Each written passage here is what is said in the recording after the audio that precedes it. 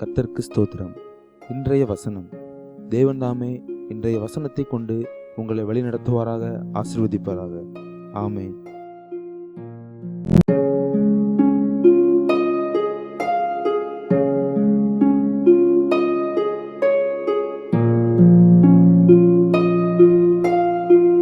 பொல்லாப்பு உனக்கு நேரிடாது, வாதை உன் கூடாரத்தை அணுகாது. 91 சங்கீதம் 10 வசனம்.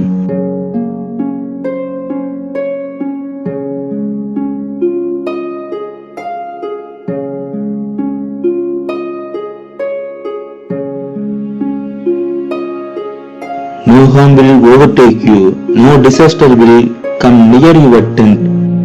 Psalms 91:10.